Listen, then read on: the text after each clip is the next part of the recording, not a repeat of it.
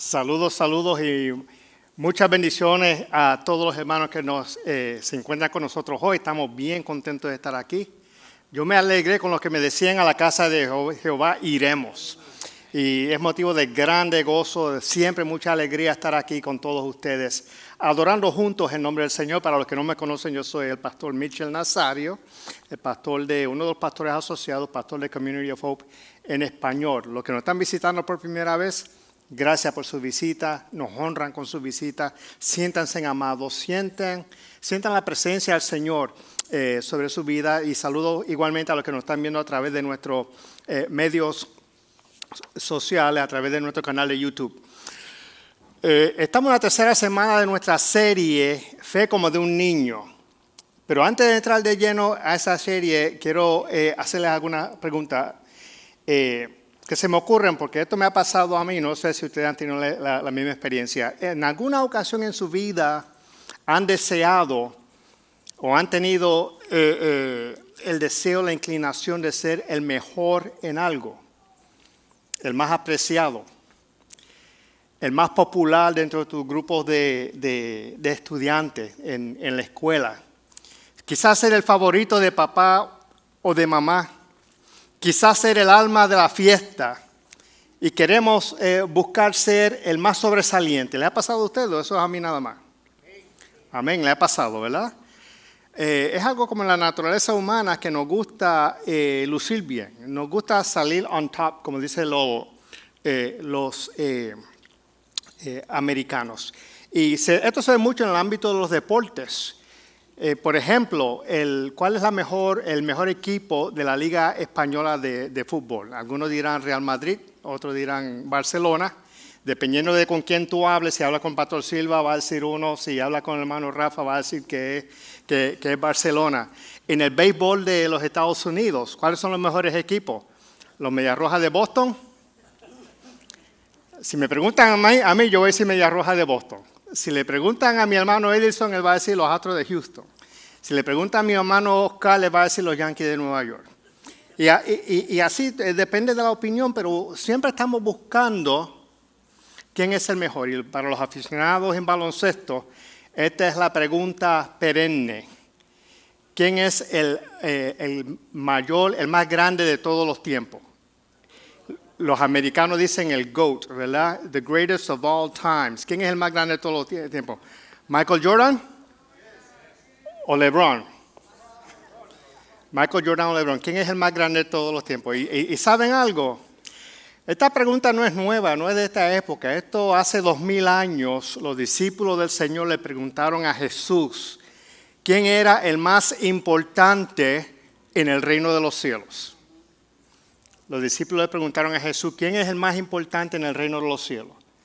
Y en el capítulo 18 de Mateo, versículo 1, ellos le hacen esa pregunta a Jesús.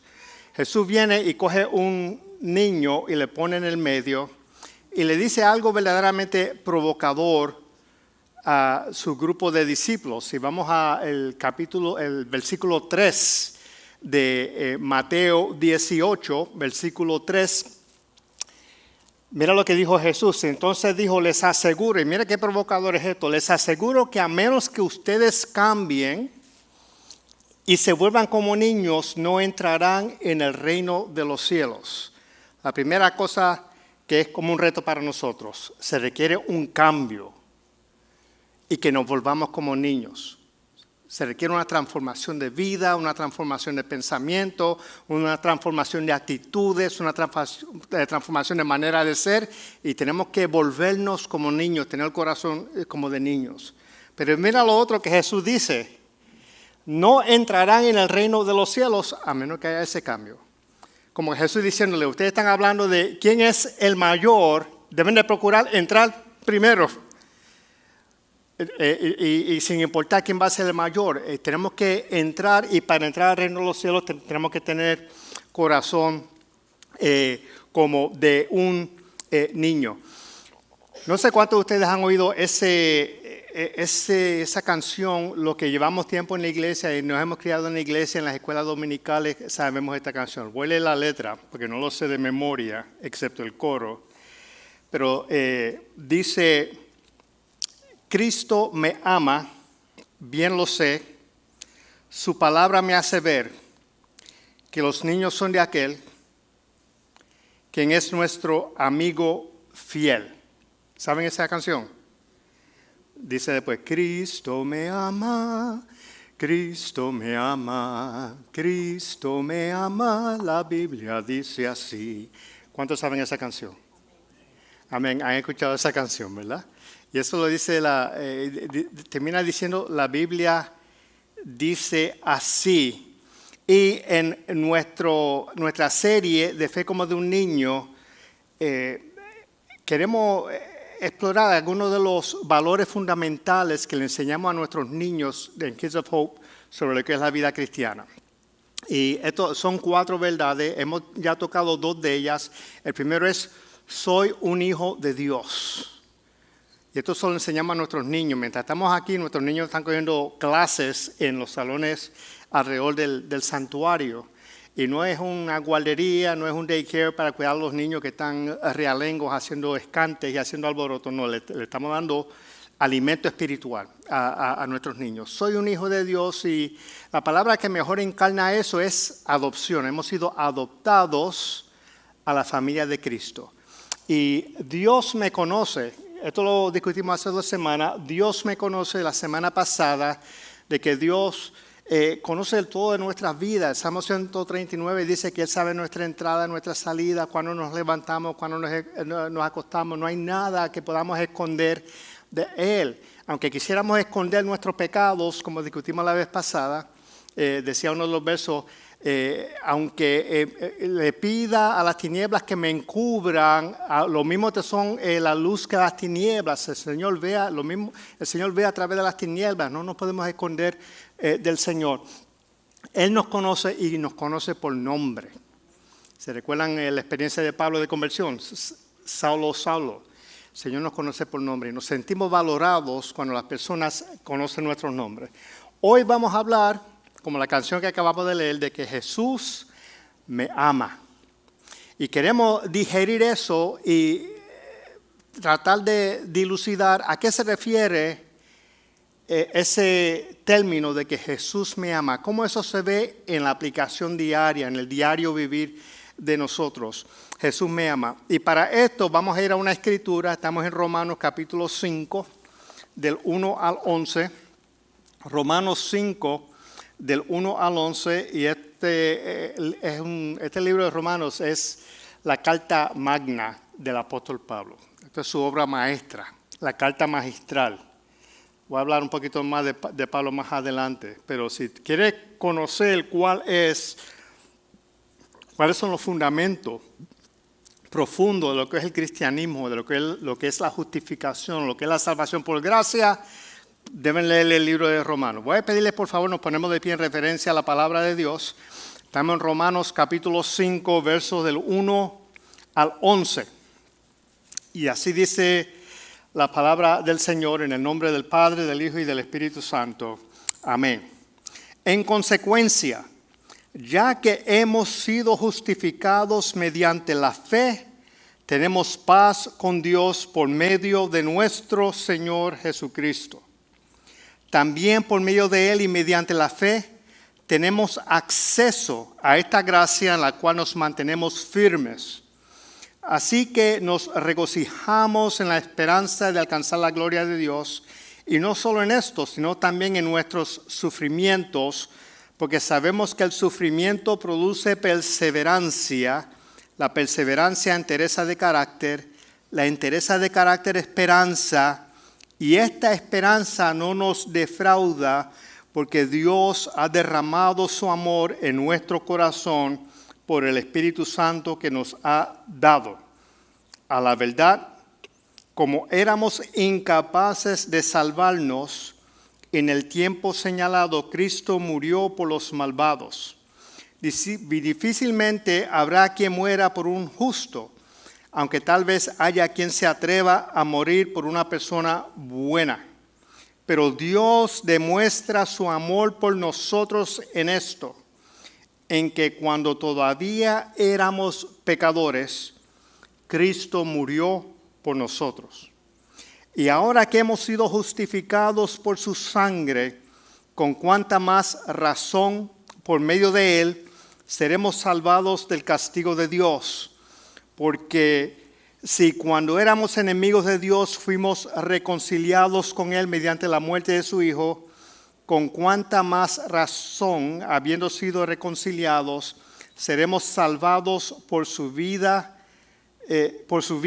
Y no solo eso, sino que también nos regocijamos en Dios por nuestro Señor Jesucristo, pues gracias a Él ya hemos recibido la reconciliación. Palabra de Dios para el pueblo de Dios. Vamos a orar, Padre, en el nombre de Jesús. Te damos gracias por tu palabra. Tu palabra es vida. Tu palabra es como espada de dos filos. Tu palabra es alimento y pan espiritual. Prepara nuestros corazones para que podamos recibir la semilla de tu palabra. Abra nuestro entendimiento, denos iluminación.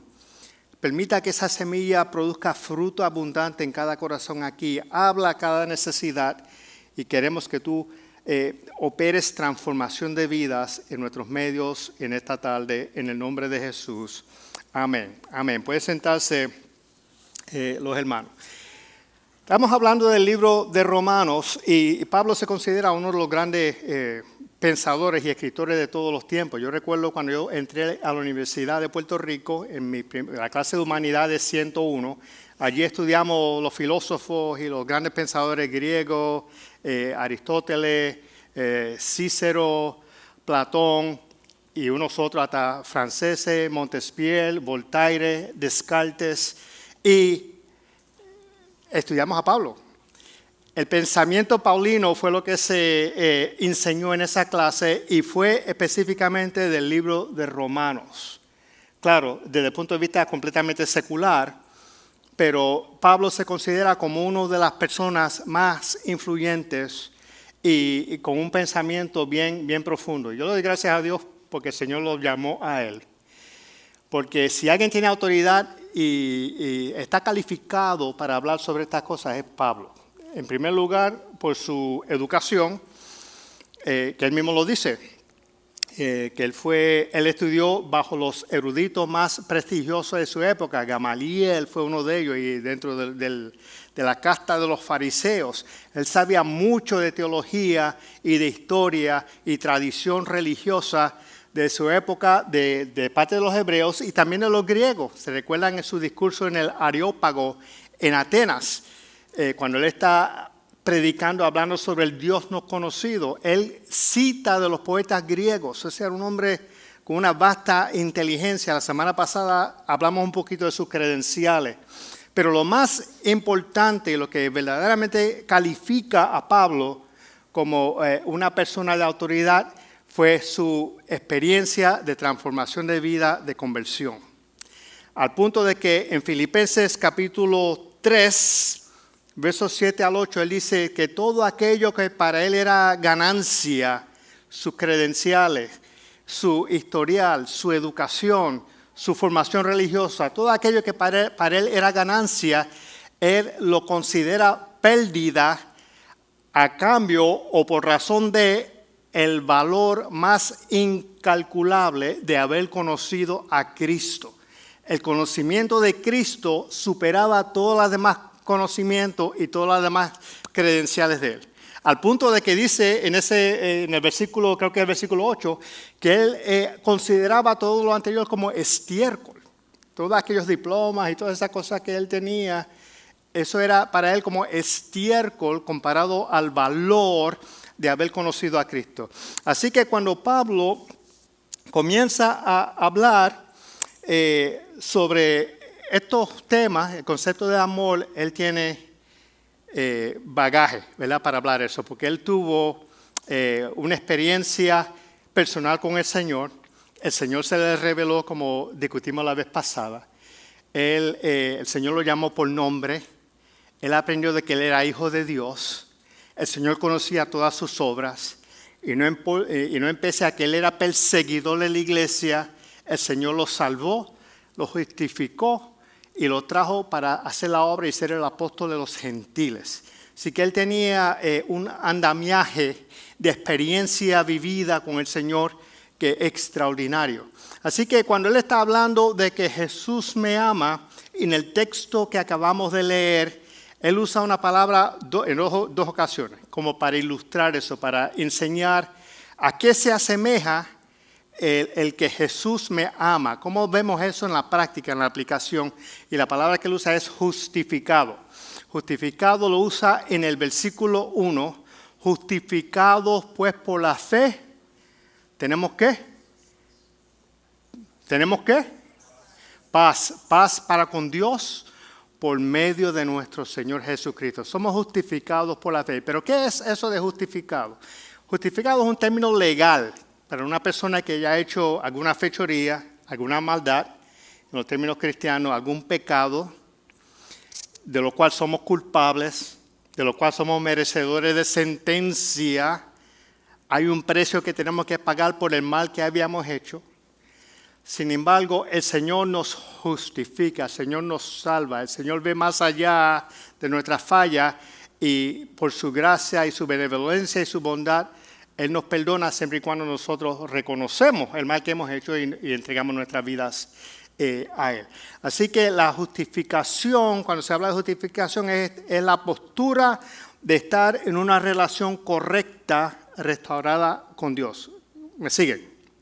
Esa relación de estar correcta y restaurada con Dios. Así que cuando estamos hablando de justificación o estamos buscando ser justificados, por donde tenemos que empezar es por reconocer de que hay algo malo con nosotros.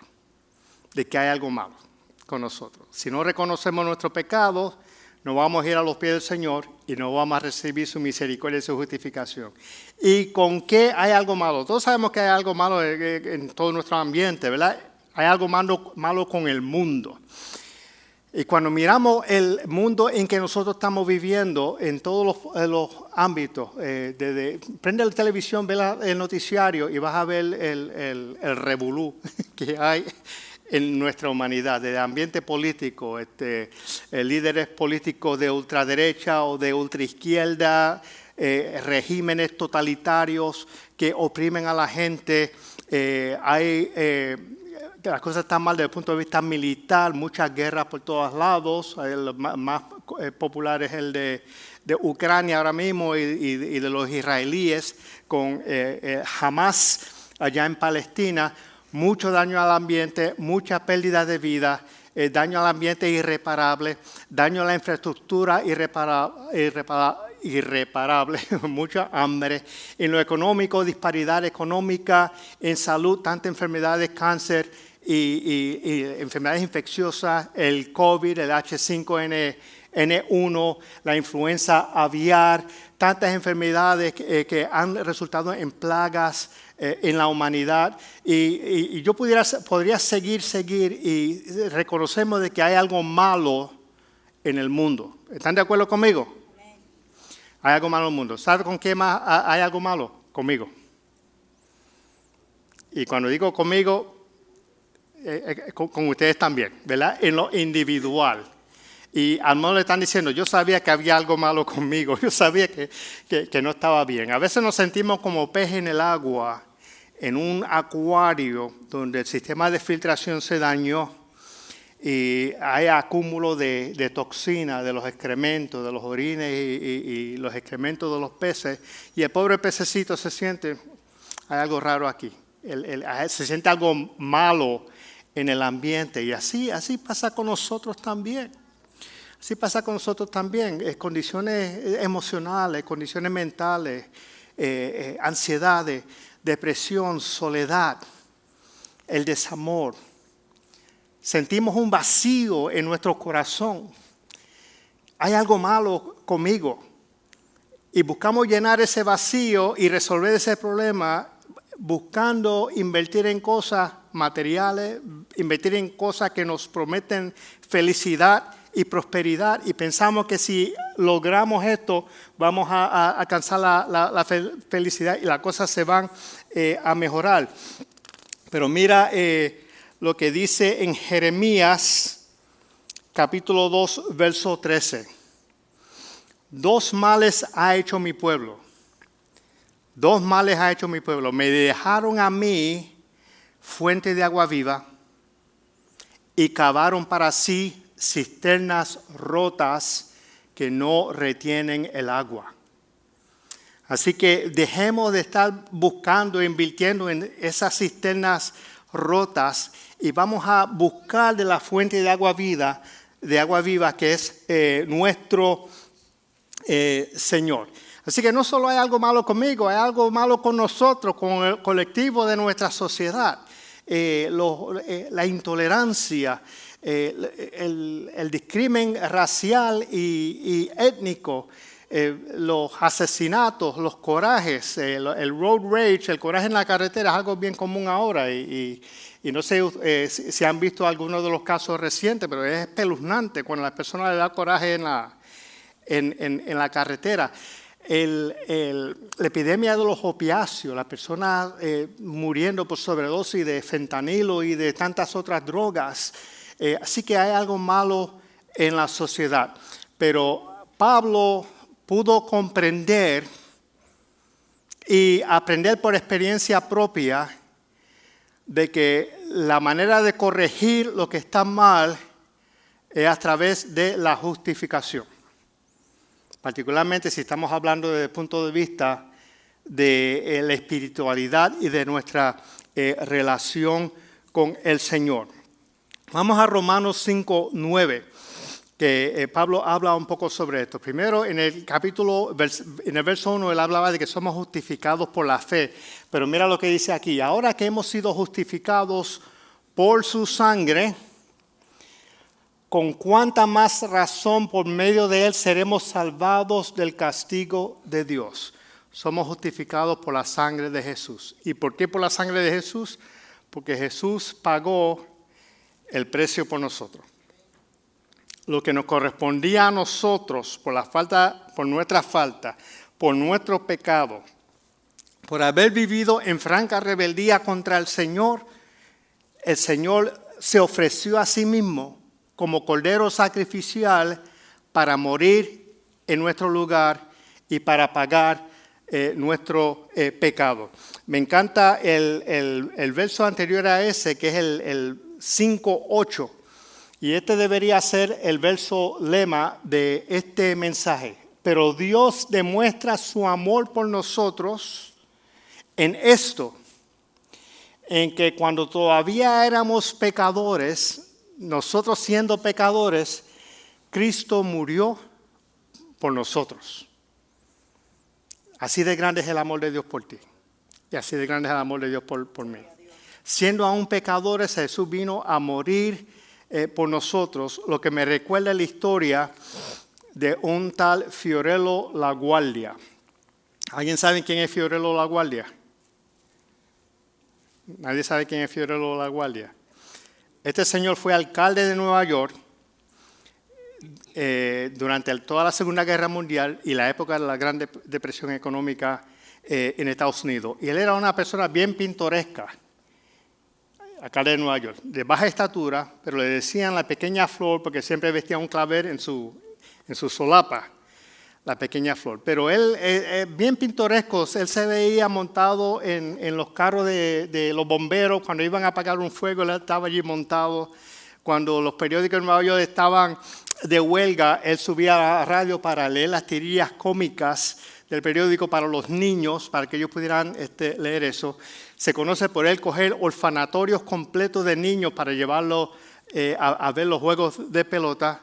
Así que era un hombre muy querido por el pueblo. Pero dice la historia que en un enero bien frío, quienes han estado en Nueva York en enero saben que hace frío allí, ¿verdad? Igual Boston. Un enero frío, él decidió ir a un tribunal. Tribunal en una parte de la ciudad que era bien pobre, de bajos recursos, donde había mucha criminalidad. Él excusa al juez durante esa noche y él se quedó dirigiendo los procesos legales. Y traen ante él esta señora, una anciana andrajosa, que el dueño de una tienda la había acusado a ella de haber robado una hogaza de pan.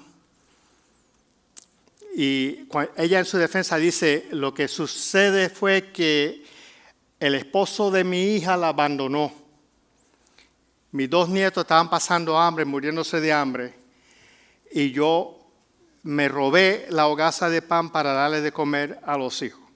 Allá el dueño de la tienda insistía, hay que castigarla porque el barrio donde estamos, ahí la criminalidad está bien alta, se pasan robándome y tenemos que mandarle mensaje de que la comete, la paga, y para que dejen de robar.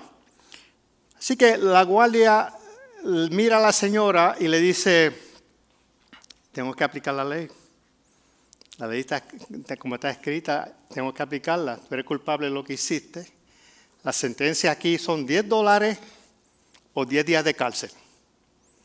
Habiendo dicho eso, metió la mano en el bolsillo, sacó $10, lo puso en su sombrero y dijo, tu deuda está pagada. Y entonces dijo, y voy a multar a todos los que están aquí en la sala, 50 centavos por persona, por estar viviendo en una ciudad donde obligan a una anciana a robar para darle alimento a sus hijos.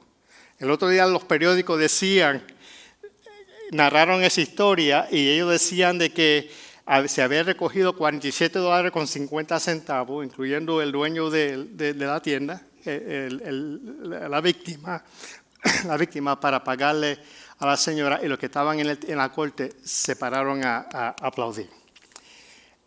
Eso ilustra, y de hecho, para terminar con la historia de este señor La Guardia, han oído del aeropuerto La Guardia en Nueva York, ¿verdad? Está nombrado por este señor, por Fiorello La Guardia. Y eso fue lo que Jesús hizo por nosotros. Jesús pagó nuestra culpa. Jesús pagó nuestro pecado para librarnos del castigo de Dios, como dice, me parece que era el verso 9, de que Él murió por nosotros para librarnos del castigo de Dios. Así que cuando hablamos de salvación, hay unas ideas que tenemos que entretener. Porque a veces las personas piensan que yo soy salvo para ser salvado de algo. Y usualmente lo que pensamos es somos salvados del castigo de Dios. Y eso es cierto, nosotros somos salvos del castigo de Dios. Pero si nos concentramos exclusivamente en eso, vamos a echarle a perder la verdadera razón por la que somos salvos. Y corremos el riesgo de vivir un evangelio de que yo sirvo al Señor porque quiero salvar mi pellejo. Yo sirvo al Señor porque temo al castigo. Y tu servicio es más por temor que por amor al Señor. ¿Me siguen? Es más temor por amor. Así que nosotros no solo fuimos salvos de algo, fuimos salvados para algo. Y ahí continuamos con Romanos. Estamos en Romanos.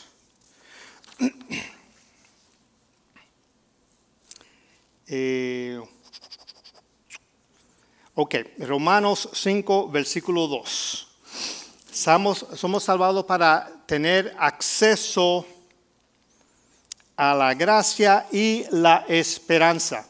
También por medio de Él y mediante la fe tenemos acceso a esta gracia en la cual nos mantenemos firmes. Tenemos acceso a la gracia de Dios. ¿Qué es la gracia de Dios?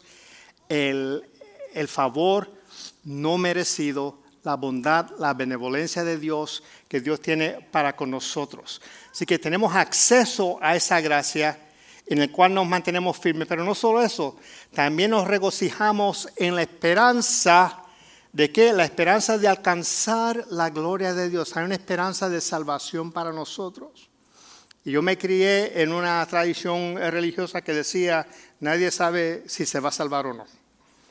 Nadie sabe si está salvo, eso lo va a saber cuando te muera y esté delante del Señor. Pero eso no es lo que las Escrituras nos enseñan. Las Escrituras nos hablan claro de que hay seguridad de salvación en Cristo Jesús por el sacrificio que Él hizo para con nosotros. Y no solo hay seguridad de salvación. Efesios 1, 13, 14 dice que fuimos marcados con el sello que del Espíritu Santo prometido. El Espíritu Santo dentro de nosotros es el sello que nosotros tenemos de que somos salvos. Y garantiza, el verso 14 de Efesios capítulo 1, dice, garantiza nuestra herencia hasta que llegue la redención final. Así que somos salvos ¿para qué? Tener acceso a la gracia de Dios. Somos salvos para tener la esperanza de una salvación de una salvación futura, pero no solo futuro, también la salvación aquí en el día de hoy, en el presente. Podemos disfrutar del reino de Dios en nuestros medios, podemos disfrutar del amor y del compañerismo de Dios en nuestros medios desde este momento. También estamos salvados para amar.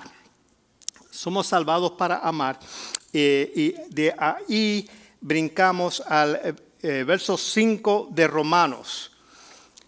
Romanos 5:5. Y esta esperanza no nos defrauda. Habíamos hablado de la esperanza. No nos defrauda porque Dios ha derramado su amor en nuestro corazón por el Espíritu Santo que nos ha dado. El Espíritu Santo que vino a morar en nosotros ha derramado el amor de Dios en nuestro corazón. Y como nosotros somos amados de Dios, eso nos da la capacidad de amar a otras personas. Así que somos salvos ¿para qué? Para amar a las personas. Y finalmente somos salvados para la reconciliación, Romanos 5, versículo 10. Y la reconciliación, habíamos hablado al principio de justificación. Justificación es un término legal, como habíamos explicado antes. Reconciliación no es un término legal, es un término de amistad. Es un término de relación, de tener relación con Dios. Somos salvados para la reconciliación. Cuando éramos enemigos de Dios, fuimos reconciliados con Él mediante la muerte. Con cuánta más razón, habiendo sido reconciliados, seremos salvados por su vida.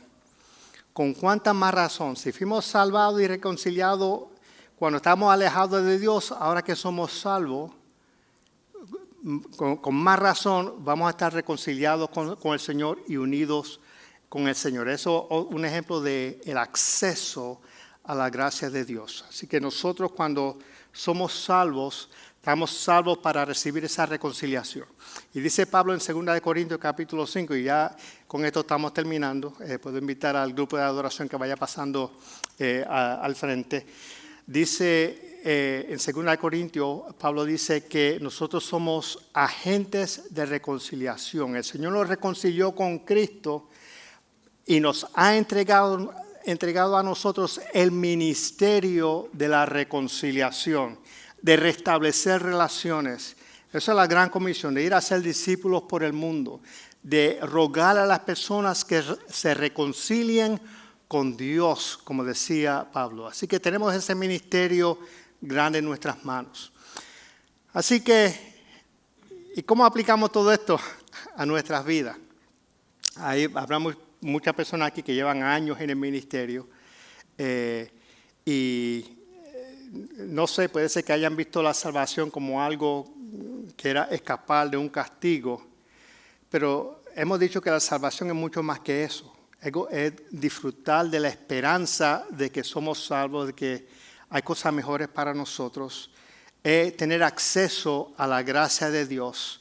Es tener esa capacidad de amar a Dios sobre todas las cosas y a nuestro prójimo como a nosotros mismos. Y es la capacidad de habilidad de vivir en una relación adecuada y completa con el Señor. Así que, pero si tú eres una persona que no has tenido esa experiencia, que no has sido salvado por Jesús, que no has reconocido y no has aceptado de que hay algo malo en tu vida y que el Señor se ofreció para salvarte a ti y para cambiar tu vida y transformarte, esta es la oportunidad para que tú le digas que sí al Señor. Dile sí al Señor. Señor, entra en mi vida. ¿Hay algo malo en mí? No sé lo que es. Hay un vacío, pero reconozco que solo tú lo puedes llenar. Tú me puedes justificar y tú puedes restaurar la relación en mi vida. Porque justificados por la fe, tenemos paz para con Dios por medio de nuestro Señor Jesucristo. Padre, te doy gracias por tu palabra. Te doy gracias, Señor, por el mensaje. Yo te pido que tú atesores este mensaje en nuestros corazones y permita que podamos, Señor, crecer en el conocimiento de tu palabra. Que podamos crecer en la hermandad de cristianos, crecer todos juntos hasta convertirnos en cristianos devotos a ti. Bendice a tu iglesia y permita que podamos poner por obra la palabra que tú nos has dado y que podamos abrir nuestros corazones para la justificación y la reconciliación que solo tú ofreces. Te lo pedimos en el nombre de Jesucristo. Amén. Amén, amén. Nos vamos a despedir a nuestros hogares, pero antes, si nos estás visitando por primera vez, quisiéramos mantenernos en contacto contigo, así que los invito a que pasen al mostrador en la salida y vamos a intercambiar información. Les vamos a dar alguna información de nosotros para que nos conozcan un poquito mejor y quisiéramos mantenernos en contacto con ustedes también. Si alguien tiene alguna necesidad de oración, tenemos oradores que van a estar aquí en el altar. Al acabar el servicio pueden pasar para orar por sus necesidades. A las 3 vamos a tener nuestra clase de matrimonios en el salón 106, aquellos que nos quieran acompañar. En el el matrimonio es en el 104, la clase mixta en el 106, para aquellos que nos quisieran acompañar. Y a las 3 van a comenzar a poner unas mesas en el lobby. Así que nos gustaría su cooperación para clirear el lobby, porque va a haber una actividad para abuelos aquí en el lobby de la iglesia. Así que, sin otro particular, vamos a despedirnos a nuestras casas. Señor, te damos gracias por tu presencia, por tu amor, por tu bendición, por tu palabra, por la adoración. Gracias por cada una de las personas aquí presentes. Te pedimos que tú nos despidas ahora a nuestros hogares, Señor. Y nos despedimos con la bendición de Aarón. Que el Señor te bendiga y te guarde. Que el Señor haga resplandecer su rostro sobre ti y tenga de ti misericordia. Que el Señor alce sobre ti su rostro y ponga en ti paz. Pueden irse a su casa. Nos vemos el domingo que viene. Señor los bendiga.